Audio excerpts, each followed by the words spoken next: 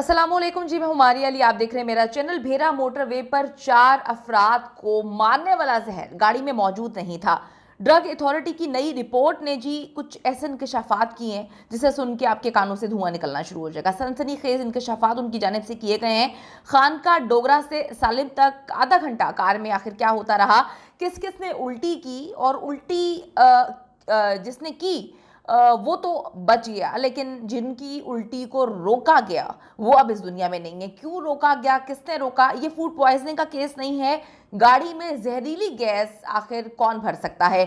Bakery से जी खाने पीने का सामान लेने के बाद गाड़ी कहाँ पे रुकी और क्या जहर किसी छठे दरिंदे ने जो है वो मिलाया था, आज की वीडियो में हम इस पर बात करेंगे। इस्लामाबाद लाहौर मोटरवे पर जी एक खौफनाक इंसिडेंट होता है। भेरा के नज़दीक गाड़ी में 4 अफराद की हलाकत का केस जो है अब वो अजीब व गरीब उसमें डेवलपमेंट्स होना शुरू हो गई है। बहुत सारे लोगों के मैसेजेस आ रहे हैं जो कहते हैं कि जी इल्ज़ाम तराशियाँ कर रहे हैं इनकी फैमिली की तरफ से मोटरवे पुलिस पर, एम्बुलेंस पर। हालांकि बड़ी अजीब सी बात है कि उनको तो किसी ने इतला ही नहीं दी। अब किसी की भी गाड़ी रैंडम कहीं पर खड़ी हो सकती है। अब लोगों की गाड़ी के अंदर झांक थोड़ी रहे हैं कि किसकी तबीयत ख़राब है या कौन बेहोश हो गया या कौन इस दुनिया में नहीं है। ये तो अल्लाह की करनी थी कि किसी ने देखा, उसके बाद मोटरवे पुलिस पर जो है उनको कॉल की। लेकिन बड़ी अजीब सी बात है कि इनको गाड़ी पार्क करना याद रही, कॉल करना याद नहीं रही।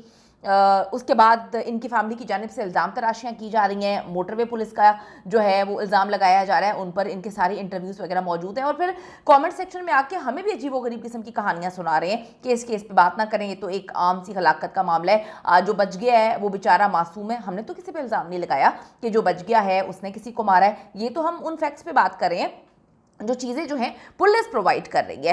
अब जी इस्लामाबाद लाहौर मोटरवे पर ये खौफनाक हादसा, इसमें अजीबो गरीब किस्म की डेवलपमेंट हो रही है और इनके रवैये भी बहुत अजीब हैं। बड़ी अजीब सी चीज़ें जो हैं वो भी सामने आ रही हैं। फूड अथॉरिटी के बाद ड्रग अथॉरिटी की रिपोर्ट में भी सनसनीखेज इंकशाफात जो हैं वो आए हैं। याद रहे कि कार में से जूसेस के डब्बे और बेकरी आइटम के जो खाली पैकेट्स हैं वो मिले हैं।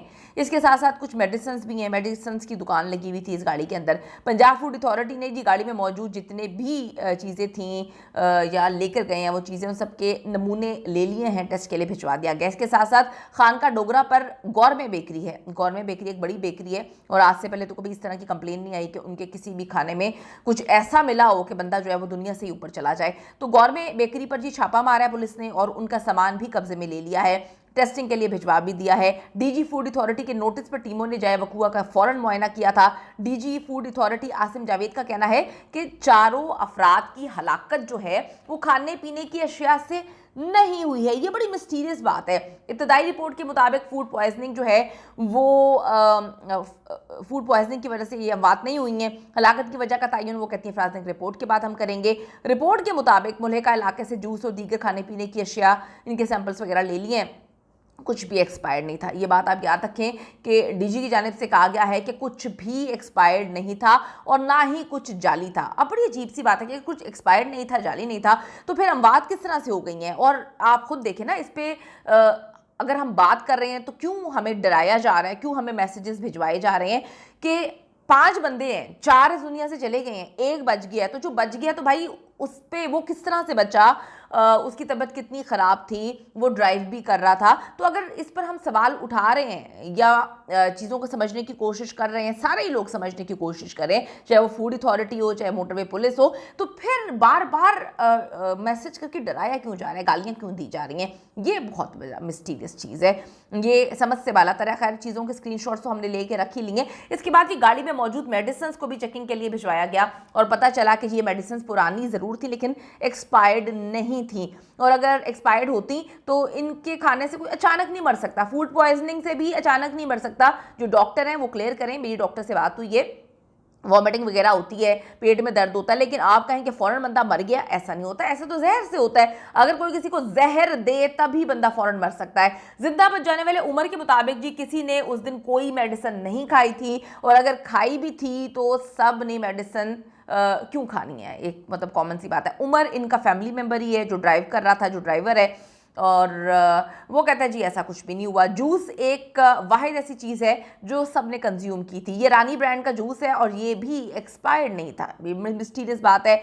डॉक्टर के मुताबिक एक्सपायर्ड जूस पीने से फूड पॉइजनिंग तो हो सकती है भाई, लेकिन उस सूरत में आप उसी वक्त जो है वो क्या कर देते हैं, आपको वॉमिटिंग हो जाती है, मर थोड़ी जाता है बंदा, लेकिन फिर 1 से 1.5 घंटे में मौत वाक़ई हो जाना ये मुमकिन के करीब है। ठीक है, अब ख़ानदान जो है वो पूरा का पूरा इस वक्त इस बात पर बड़े सुकून से बैठ गया है कि जी वो फूड पॉइजनिंग हो गई थी और मर गए थे, उनकी डेथ हो गई, अल्लाह ने इस तरह से लिखी। पे फूड पॉइजनिंग में ऐसा नहीं होता, कुछ और मामला हैं जिसको छुपाने की कोशिश की जा रही है।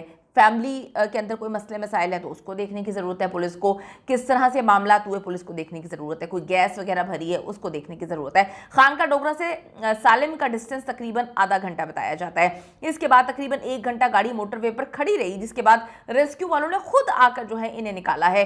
खुद जो है उन्होंने अपनी मदद आपके तहत देखा कि अंदर क्या है, ये लोग बेहोश लग रहे हैं, तो फिर आप उन पर इल्ज़ाम तराशी कैसे कर सकते हैं कि उनका कसूर है कि वो लेट आए हैं। वो कैसे लेट आए हैं? आपके बेटे ने कॉल नहीं की थी, आपका बेटा गाड़ी चलाता रहा, उसे एक जगह पे पार्क कर दी और उसके बाद वो बेटा बच गया है। तो सवालिया निशान तो है ना कि आप उन पर उंगलियां क्यों उठा रहे हैं कि जी मोटरवे पुलिस ने मदद नहीं की। उनको अल्हाम थोड़ी आता है कि अगर एक गाड़ी कहीं पर पार्क हुई हुई है तो उसके अंदर लोगों को मदद की ज़रूरत है, ऐसा नहीं होता, मदद के लिए कॉल करनी पड़ती है। इसके बाद जी आप ये देखें कि उन्हें आकर निकाला। रेस्क्यू वर्कर्स के मुताबिक कार और जो कार थी वो ऑन थी और AC चल रहा था, यानी कार में कोई जहरीली गैस नहीं भरी थी, यानी कार्बन मोनोऑक्साइड भी नहीं थी। ये भी बात आप लोग पॉइंट नोटिस करें। हम एक एक चीज़ जो है वो सच पे मबनी यहाँ पर रख रहे हैं, इसमें कोई मिलावट नहीं है, इसमें कोई बनावट नहीं है। अब मुझे ये समझ नहीं आ रही कि सारे पॉइंट्स रखे जा रहे हैं तो फिर किसको तकलीफ हो रही है, किस को मसला है कि इस केस पे बात ना करें और कौन इस केस को दबाने की कोशिश कर रहा है। इनिशियल पोस्टमार्टम रिपोर्ट के मुताबिक जी मौत की वजह जहर है, दम घुटना नहीं है, तो ये भी आप पॉइंट नोटिस कर लें। अब ये जहर किसने मिलाया है? मैंने तो जाके मिलाया नहीं है, वहां पे मोटरवे पुलिस ने भी नहीं मिलाया, वहां पर जो है रेस्क्यू ने भी नहीं मिलाया, वहां पर जो बेकरी वाले हैं वो भाई आपको जानते नहीं है, अनजान जगह है, यानी कि इतना बड़ा नाम है, इतनी बड़ी बेकरी है, गौरमेंट बेकरी है, उनके पास सैकड़ों की तादाद में उनके पास खाना बन के सप्लाई होता है। तो अगर आप ये कहें कि उनके पास खाना सिर्फ 4 पैटिस में 5 पैटिस में जो है वो जहर मिला दिया था उन्होंने, तो फिर वो ये तो फिर आप मिस्टीरियस बात ही कर रहे हैं कि बाकी किसी को कुछ नहीं हुआ। एक और बात एक बार फिर से रिपीट कर दूं कि पुलिस ने इर्द गिर्द सारी जगहों पर ऐलान भी करवाया, मस्जिद में भी ऐलान करवाया गया, पूछा भी गया कि यहाँ पे क्या किसी की डेथ हुई है इस बेकरी से कोई चीज़ लेकर, तो किसी ने कहा कि जी ऐसे तो कुछ भी नहीं हुआ। हर जगह इन्वेस्टिगेशन की गई है। अब ये जहर जो है वो किसने मिलाया है, ये तो पुलिस को जानना चाहिए कि कोई अनजान बंदा तो जहर नहीं मिला सकता। किसने मिलाया है, जहर कौन सा था और किस चीज़ में था, ये तो फोरेंसिक रिपोर्ट में क्लियर हो जाएगा अगर मामला को सेटल ना किया गया। लेकिन जहर देने वाला शख्स, इसकी तस्दीक पुलिस को हर हाल में करनी चाहिए।